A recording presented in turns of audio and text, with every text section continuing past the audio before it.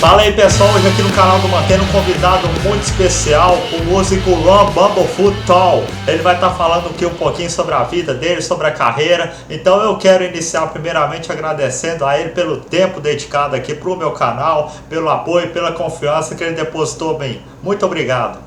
Hello everybody, Ron Bumblefoot Thal here, wishing you a happy 2025. Thank you for watching, and a big hello and a thank you to Lucas and Canal do Mantena for having me on here. Yes. Bumblefoot, queria que você começasse falando se você se lembra de suas primeiras experiências com a música, com o rock, seu instrumento, e como que esses momentos aí moldaram, né, sua paixão e sua jornada musical. That goes back to 1975. I was 5 years old.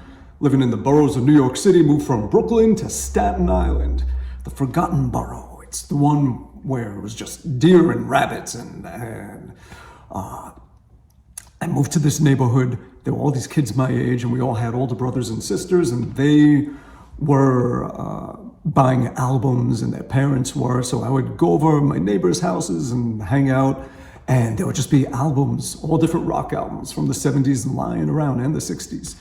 And we would just pop one on and listen.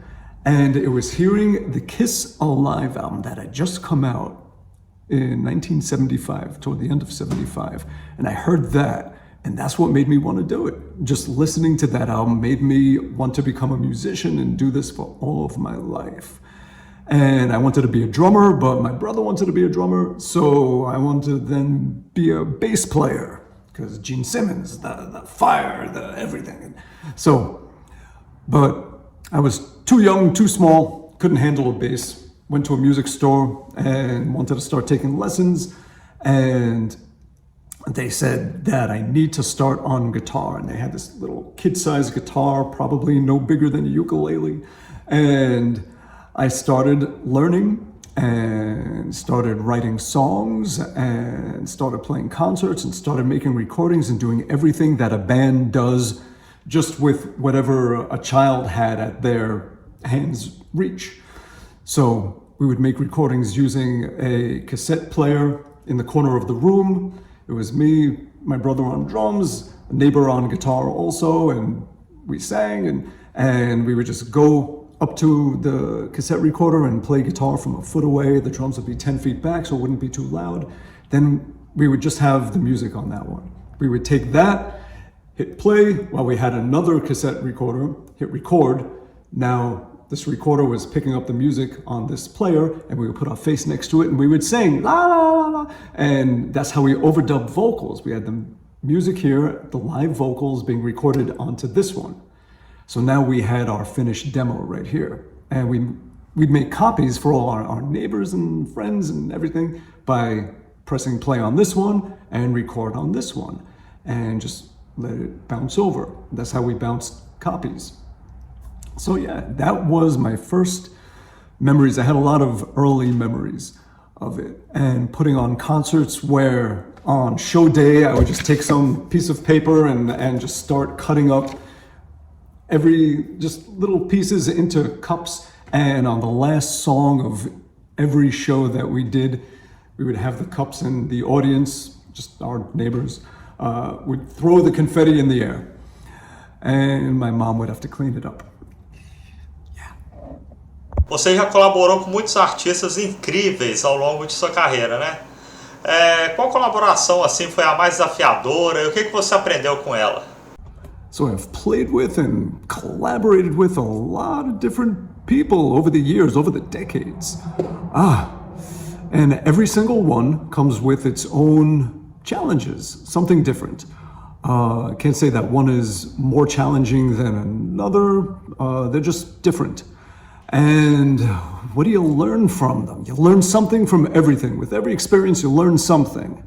The biggest thing I learned from all of it is that I really love personal interaction when it comes to playing live. That's the part of it that I love most. It's not the performing, it's not playing on a big stage, it's not playing for a ton of people. If anything, I enjoy more the personal. I would rather play for 20 people doing a guitar clinic than play for 20,000 where we can't see each other's eyes. Yeah, so that is the one thing that I learned, I guess I learned about myself. You spend your life dreaming of playing the big stages, and then once you've played them, you've done it.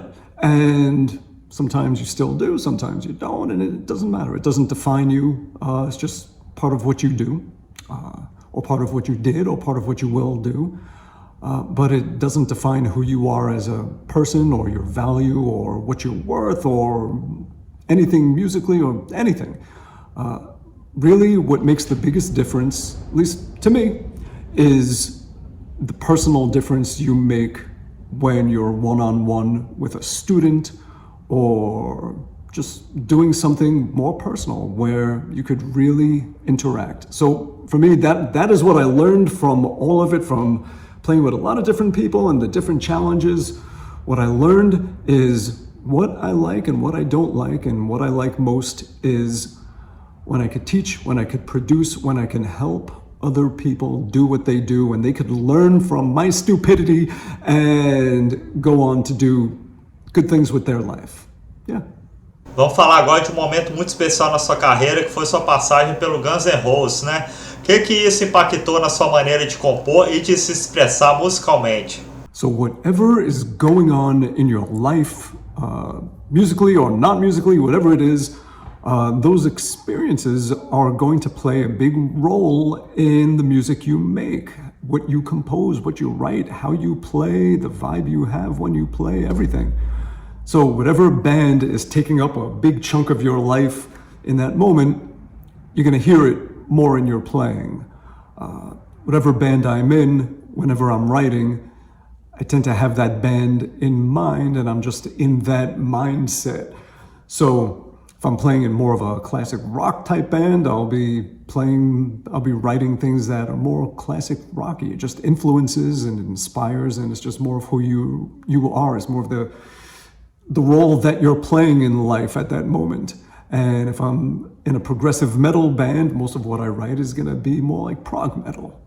And yeah, I think that's just kind of how it works. Yeah. Você é conhecido por usar técnicas e instrumentos não convencionais. O que é que te inspira a buscar constantemente essa inovação na música? I have always loved to learn anything I could learn. I've just always been a sponge for it. And when it comes to guitar and music, it's the same thing. I always loved learning music theory and learning about orchestrating and different styles, and even just different things about the guitar and just about the science behind the string and how it works and everything. And with that, you tend to start really experimenting and coming up with some wacky ideas. And I just always loved that. It always just kept me lit up in a good way.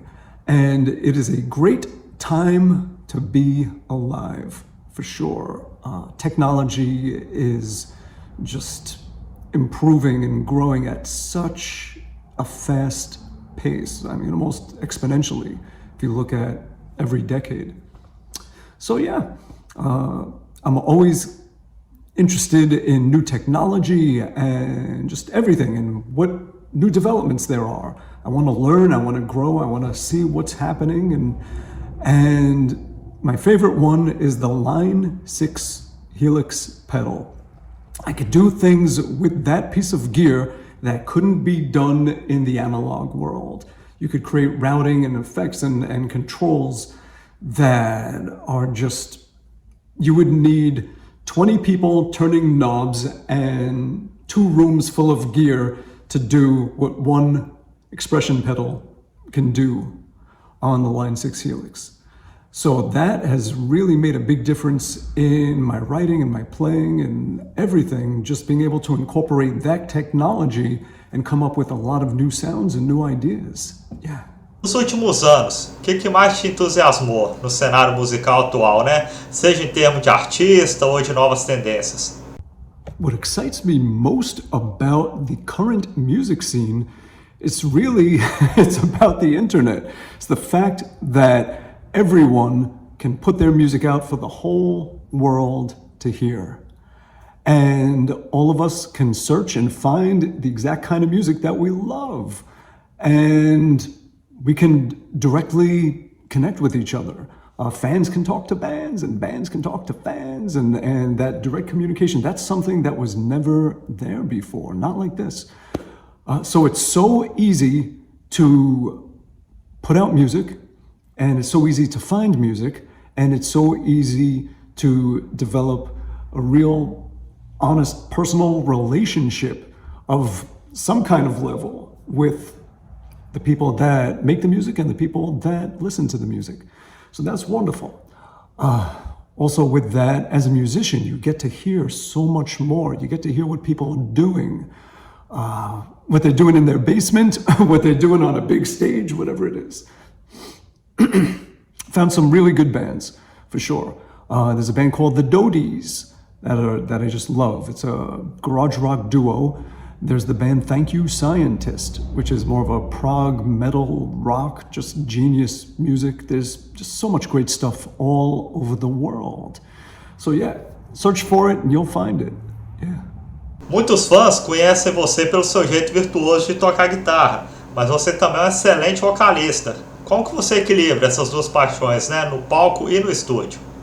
So for as long as I've been writing songs and making music, I always sang. For me, it was not about the instrument, it was about the song. And the instruments were just tools used to make the songs. So it was always from the very beginning, from 6 years old when I was writing my first songs, I always wrote vocal music and I sang them. And I always sang for as long as I attempted to play any instrument. So yeah, so throughout my life, I've been a guitar player and also a singer. In my own solo music, I do the vocals. I do the lead vocals in bands. There's always a different singer because I always felt like if I'm singing, then it's like doing solo music and it's not the same thing. So in bands, I just do backing vocals and play guitar. And for my own music, I do the lead vocals. Yeah. To be honest, as much as I love singing, rock music and metal music is what I grew up on, is what's in my DNA, it's in my blood, and my favorite singers were always just like the great metal singers like Rob Halford and Bruce Dickinson, Ian Gillan, Jeff Tate, and especially Eric Adams from Manowar. He was my favorite, always my favorite singer, my God, yeah. But truthfully, I'm most comfortable singing opera, like real big fat belly loud kind of opera. That's my thing. Yeah. O seu trabalho mais recente tem recebido um feedback fantástico. Qual que foi a principal inspiração, né, por trás desse trabalho e como que você acha que isso representa a sua evolução como artista? So my latest album, Bumblefoot Returns. It's, well, the very first album that I put out was 30 years ago on Shrapnel Records, that guitar label, and it was an instrumental album. It was the only instrumental album that I've ever done. Everything else had vocals on it. So during the pandemic, I was home, had a lot of time, and I just started writing some instrumental guitar songs and decided that I would make another instrumental album. And I know I've been talking about this a lot, but technology, there's so much more that could be done now compared to 30 years ago. Everything from just the artwork, even with that. When I did the original artwork 30 years ago, it had this creature thing overhead that looked like it was half bee, half human foot. And that was the Bumblefoot. So now, and I made that one using Corel Draw 4, just using vector images and just drawing points, making a line, bending the line, filling between the lines, adding a gradient. Took like 2 weeks of just staring at my foot and making that thing. And now what I did is I hired someone that is much better at art than I am, and he did a 2D image of, instead of it being a bee and a foot, it's like my crazy double neck guitar meets a spaceship. And then we had a 3D rendering specialist, I guess you could say. He took the 2D image and created a 3D model, virtual model of it using Blender software. And with that, I was able to make all different angles of this guitar ship thing without having to redraw it every time. You just change the 3D model and render a 2D image of it. And I was able to use it in the music video. And there's a video game that we made that was supposed to come out with the single. The single for this album is called Simon in Space. It came out December 6th, 2024, and made this amazing music video. This guy named Radek Grabinski in Poland that has this great video game company called Gloomyware. And he took that music video and brought it to life. I started on the video, he finished it and made it good. And he also made this really fun video game, a Simon in Space video game, where you're just shooting the aliens and you're in that guitar ship. You are the guitar ship and you're just shooting and yeah.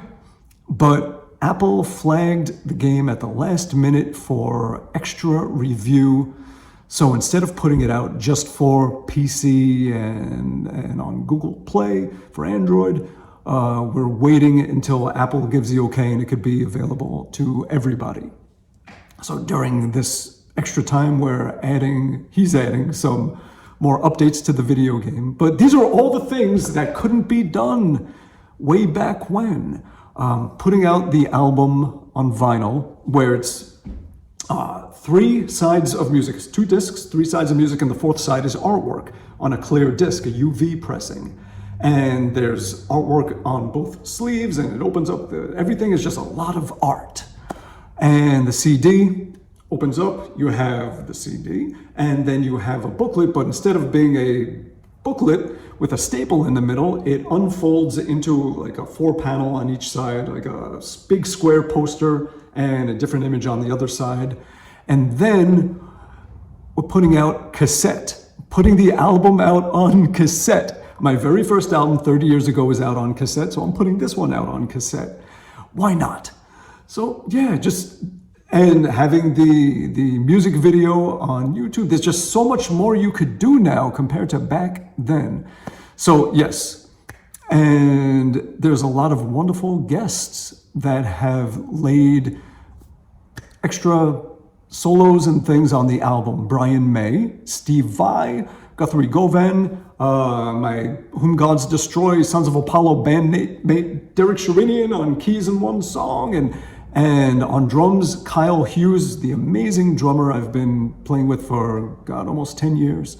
He's phenomenal, and he really made those songs amazing. And there's one song that has Jerry Gaskill, the drummer of King's X, a dear friend of mine, a wonderful human being, wonderful drummer, and Ben Karras from the band Thank You Scientist on violin in one song. And the music spans everything from orchestral to prog metal and everything in between. Just whatever was flowing out of my brain, whatever I was thinking, whatever I was feeling over the course of years as I was writing songs. So yeah, that's the next thing to be coming out. Or maybe by the time you watch this, it's already out. And yeah, I hope everybody enjoys it. And it's just nice to be able to put out an album where it's more than one experience.